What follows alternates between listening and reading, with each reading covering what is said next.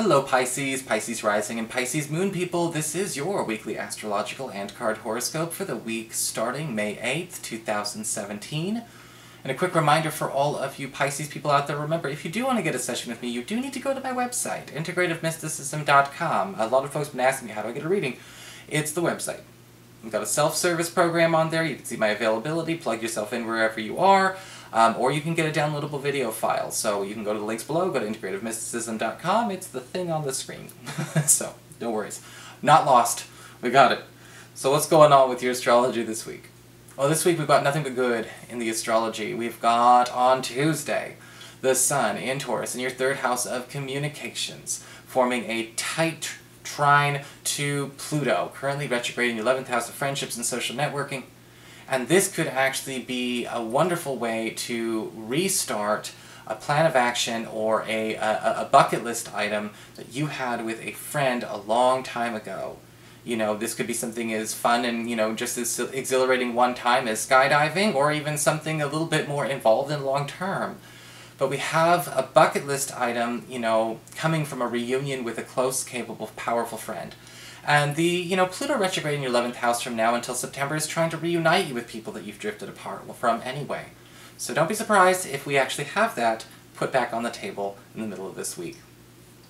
Later on in the week, we've got Mars, planet of action and energy in your 4th house of home and family, forming a gorgeous connection to Jupiter, currently retrograde in your 8th house of shared resources, passive income, self-employment income, and all that good stuff. And a lot of you Pisces people may be finding yourself in a situation where you find out that something that you needed for the home, or something that you wanted to do for your family, or for a family member, or for a child, whether it's a college fund, a trip, school, a home repair, is suddenly on the table, or an option that's available to you. Maybe it's extra money coming into the home, making it more affordable. Something that you do need to spend for the sake of yourself, for the sake of your family. It's either made more affordable because you have more money, or it's even given to you as a gift. Either way, it looks like some unexpected good luck coming to you in this regard. So what's going on with your cards this week, we may ask? Well, for your spiritual advice, we do have the card of the Initiate, upright. This card can always talk about the benefits of being a beginner, or taking on the role of the beginner every once in a while, going back to basics. And a lot of this has to do with the way you are conducting yourself. You know, going back to basics could mean a need to go back to basics with love. Go back to basics with your craft, with your work life. You know, the back to basics energy can be a good way to, get rid of a lot of the junk and a lot of the clutter that can kind of come from the sophomoric era that happens, once we do our work or our career or our, or even our spiritual practice for far too long. Even I'm going through a little bit of this right now where I'm like, I need to get back to basics. Something's just gotten like way too complicated or way too convoluted and, just almost harder to do. And not because it's a new thing, but because it's unnecessary. And, information overload happens. And sometimes the Initiate can talk about simplicity being the highest form of wisdom. So this week, find out where we need to go back to basics, or don't be afraid to step down from a leader or boss position to go into the role of the Initiate and the beginner, because you may be finding some advantageous treasures there. For your Earth sector, when it comes to work and finances, we do have the Wheel of Fortune upright. Unexpected good news coming your way indeed, and it looks like with the Wheel of Fortune upright, some kind of chance opportunity that you didn't think that you've qualified for, or that you deserved, or that you earned, is still actually coming your way. And this could actually be in the form of getting a job you didn't think that you were going to get. Maybe there were people there who on paper you felt like, oh my god, nope, she's going to get it, he's going to get it. She's got way more skills and went to that school, or he was doing it for way more years. And it turns out that's not what's important in this case. It may actually be something more special. The Wheel of Fortune upright could also indicate an opportunity for some kind of big win financially for a lot of you, especially if it's been pending, something you've been holding on to or holding out for. The Wheel of Fortune is notoriously vague, so I would not be able to translate it to each and every one of your individual experiences, especially since there's probably going to be like 5,000 of you watching this. But what I do like to see is the fact that there's almost no effort on your part involved. For your communications with air, when it comes to your friends, your relatives, and the others in your life, we've got the Ten of Cups reversed.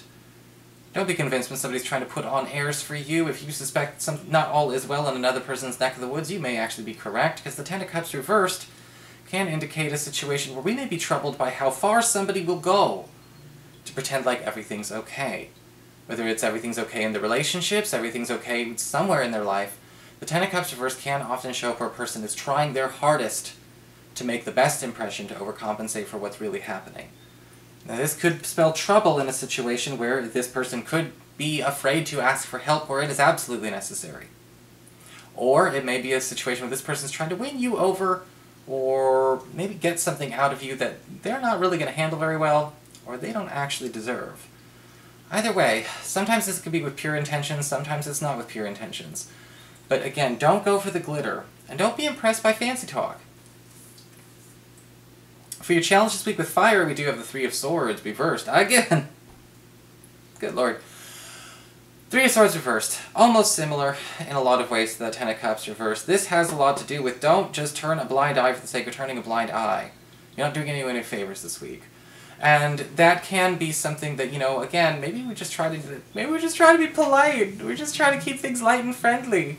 The Three of Swords reversed can talk about a need to watch out for the tendency to put a coat of whitewash on everything that we don't want to truly fix.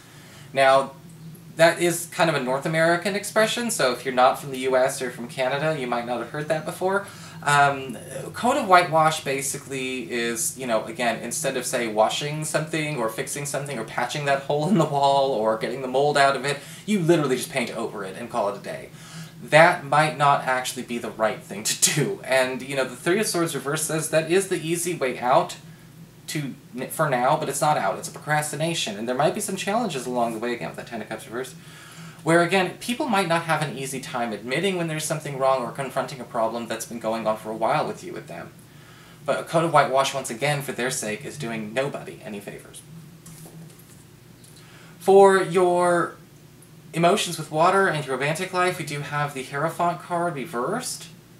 And interestingly enough, the best thing you can do for your relationships this week is break the rules. Because with the Hierophant card reversed, you and your partner, you and your crush may be finding yourself actually feeling a lot more free to be yourselves without trying to live up to or off the expectations of the tick box list, when it comes to relationships. Society, tradition, culture, all the time, it doesn't really support the individual and the individual's needs and wants every once in a while. In fact, a lot of people just simply think, if I go through the list, maybe I'll just turn happy one day. That's not always the case. You and your partner are going to be going through a little bit of that. And somehow breaking a rule you've been keeping for no reason is so important, so instrumental this week.